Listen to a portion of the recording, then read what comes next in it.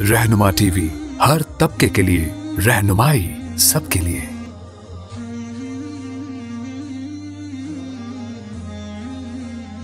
रहनुमा टीवी को सब्सक्राइब करने के बाद बेल आइकन पर क्लिक करना ना भूलें।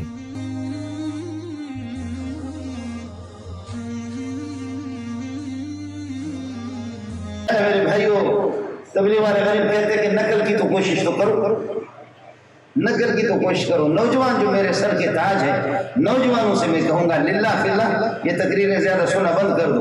असल चीज यही है कि देखो कि करना हमें क्या है। बताओ मोहम्मद की दाढ़ी से ज्यादा खूबसूरत किसी की दाढ़ी वो मुझे बता दो। नबी के चेहरे से कोई अच्छा सा चेहरा है तो वो भी बता दो। नबी की पगड़ी से ज्यादा किसी की अच्छी पगड़ी वो भी बता दो। नबी की कमीज और जुब्बा से ज्यादा किसी की कमीज है वो बता दो। नबी ने जिस शलवार को पसंद किया दहबन को, उससे कोई हो तो फिर बता दो। अंग्रेज के लिबास में आपको क्या मिला, क्या मिला, उसको आपने अपने तरफ क्यों नहीं लाया? आप उससे क्यों मुतासिर हो गए, वो आपसे क्यों मुतासिर नहीं हुआ? आपको हुआ क्या?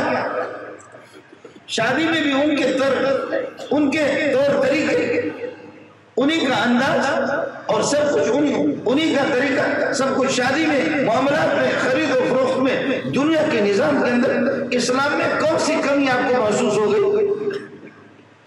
फरमाया कि इन्ना नबिय्यकुम युअल्लिमुकुम कुल्ल शै'इन, तुम्हारा नबी तुम्हें सब कुछ बताता है, हत्तल खिराता, कज़ाए हाजत पर जाने का तरीका भी बताता है। मेरा नबी बैठ करके पेशाब करता है, और अरब का जो तरीका था वो खड़े होकर के कहते थे, मर्द वो होगा जो खड़ा होकर के पेशाब करे, और औरतें बैठ करके। और पहली मरतबा कुछ मुशरिक देख करके, जैसे हजरत को दूर से देखा कि पेशाब के लिए बैठ हुई, फरमाया उन्जुरू इले, अबू दाऊद की रिवायत, उन्जुरू इले यबूलु कमा तबूलुल मरद, और इस तरह तो औरतें बैठ करके पेशाब करती हैं।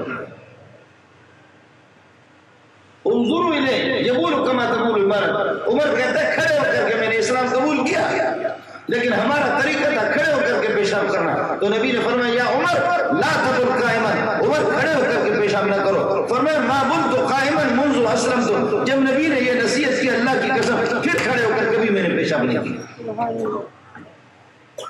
हज़रत अली ने पूछा किसी से कि कुत्ता बालिग किस वक्त होता है? कहने लगे कुत्ता अगर टांग, किसी काफिर ने कहा कुत्ता टांग उठा करके पेशाब करे तो समझो बालिग हो चुका है, और अगर ऐसे शुरू करे तो फिर समझो कि वो बालिग नहीं है।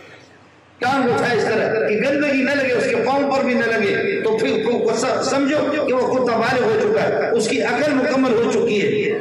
आप देखिए कुत्ता फिर भी बालिग होता है, 2-3 साल के बाद बालिग हो जाता है, टांग उठाता है, लेकिन हम बूढ़े होते हैं तब भी टांग नहीं उठाते, खड़े खड़े